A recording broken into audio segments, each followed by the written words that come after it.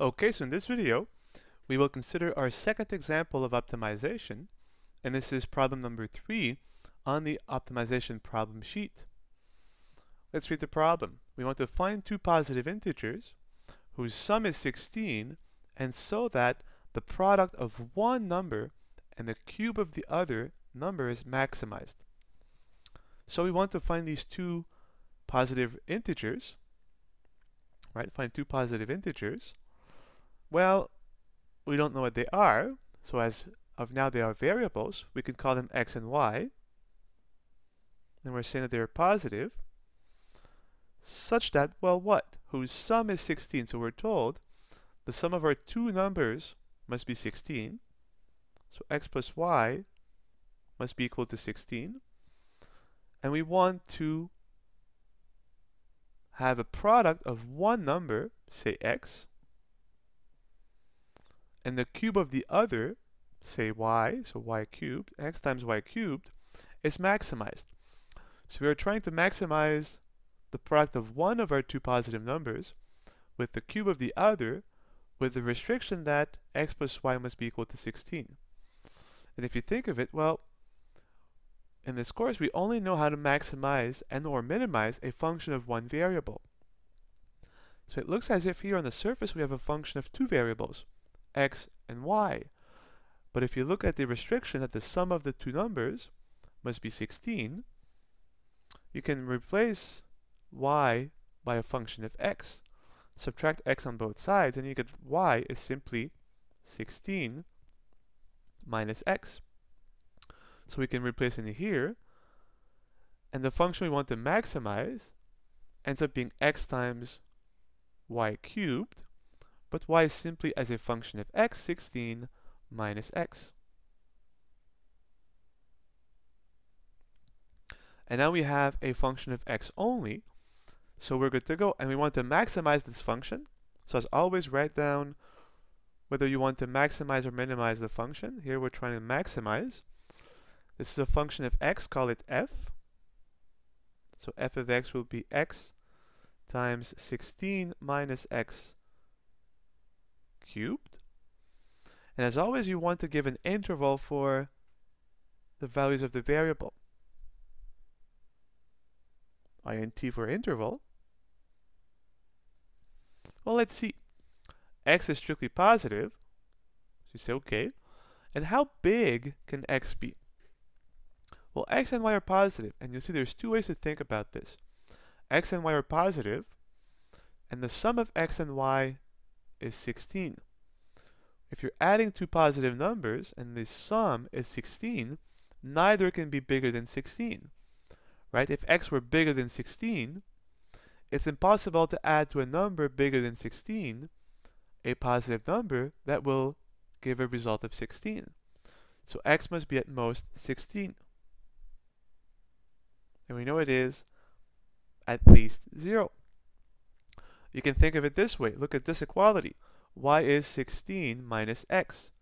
Because y is positive, well, x can be more than 16, because if x were more than 16, this would be negative, and therefore y would be negative, and we know that it is not the case. So x is at most 16.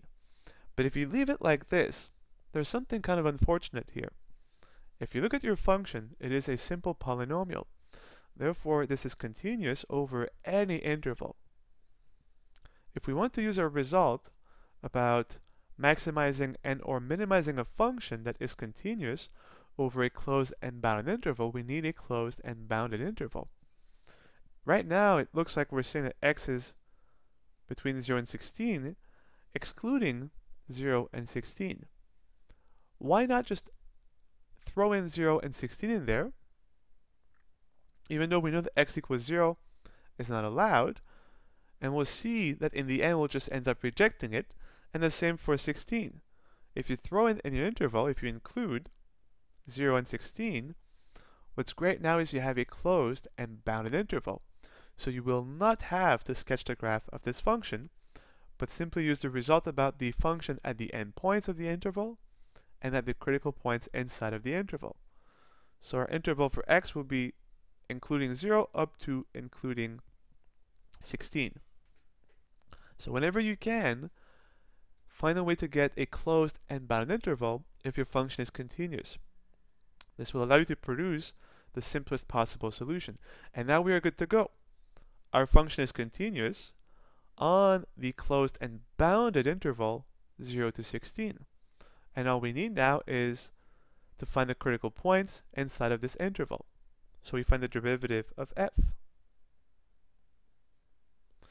We have a product, so we use the product rule. Derivative of x is 1 times 16 minus x cubed plus x times the derivative of the second function.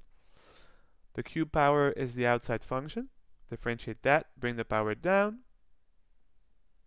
Subtract 1 from 3, you get 2, times the derivative of the argument. The derivative of 16 minus x is negative x. And this completes our chain rule. Since we're trying to find points where the derivative is 0, we'll try and factor. We can factor from both terms a 16 minus x squared.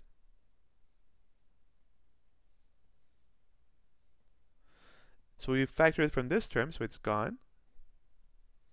There are 3, we factored 2, we're left with 1. And now we're left with 16 minus x for the first term. And here negative 3x for the second term, which gives us quite simply 16 minus x squared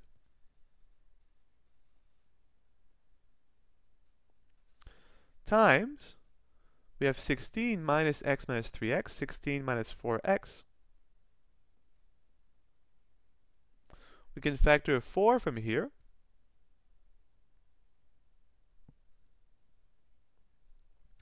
And if we move it up front, we have 4, 16 minus x all squared. If you factor 4 from here, you're left with 4 minus x. And we were looking for critical points. Obviously, since the derivative is a polynomial, it never is undefined. So we have to look for critical points where the derivative is equal to 0. And when you have a product that is 0, at least one term must be 0. So if 16 minus x is 0, x equals 16, which was already an endpoint of our interval. And, or I should say, or 4 minus x could be 0, therefore x could be 4. And now we have simply to evaluate the function at the two endpoints of the interval and at our two critical points. Because remember our result. Whenever you have a continuous function on a closed and bounded interval, it can only attain its maximum and minimum value at an endpoint of the interval or at a critical point inside of the interval. So all we're missing now is a simple table of values.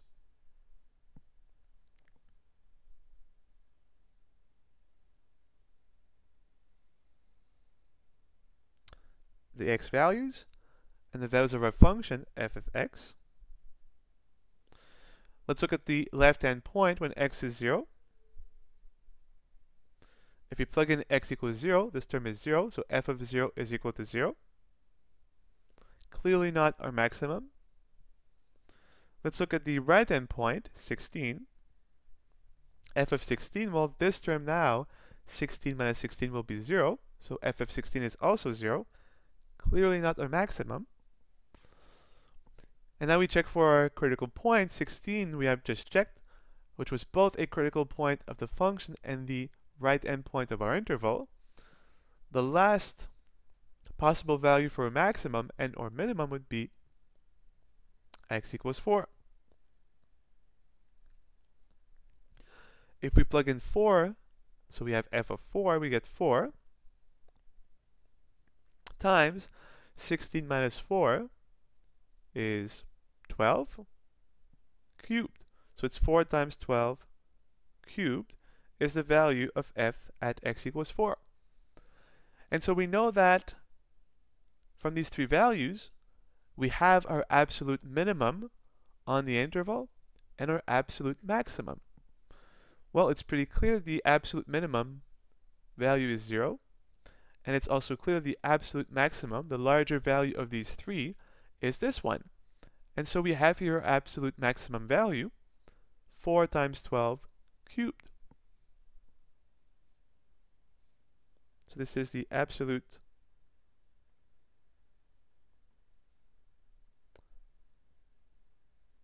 or I should just simply say the maximum value of f of x on the interval 0 to 16. This is the maximum value of f of x on our closed and bounded interval from 0 to 16. Therefore, x equals 4 is our absolute global maximum. Of course, restricting the function on the interval 0 to 16.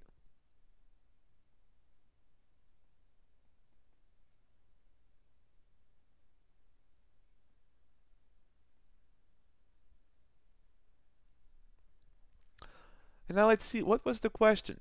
We have just found the value of x that maximizes our target function on the interval 0 to 16.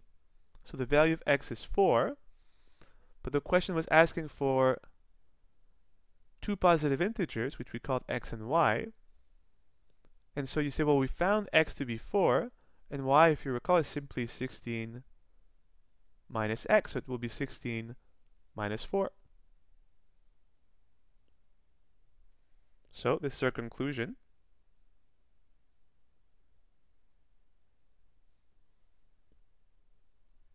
Our answer is one of the positive integers is x equals 4, and the other was 16 minus the other one, so 16 minus 4 is 12. And that's our conclusion. So if you're looking for two positive integers, x and y, between, where the sum is 16, so that the product of one with the cube of the other is maximized, the answer is that you have to choose the integers to be 4 and 12. And this is our conclusion. And you see, this is why it is so desirable to have a continuous function over a closed and bounded interval. Because to maximize and minimize it on the interval, we do not need to sketch the graph of the function. We simply have to find the critical points inside of our interval, and then by evaluating the function at the endpoints of the interval and at the critical points inside of the interval, we will obtain our minimum and maximum value. On this interval, the minimum value of f is 0, and the maximum value of f is 4 times 12 cubed, whatever that is. The maximum value happens at x equals 4. The minimum value occurs at least at 2 points where x is 0, x is 16, but our final answer was the two positive integers whose sum is 16, where the product of one with the cube of the other is maximized, is the pair 4, 12. And that's why we worked hard to here go from an open interval to a closed and bounded interval, because it gives you a more elegant, more compact solution. And that's it.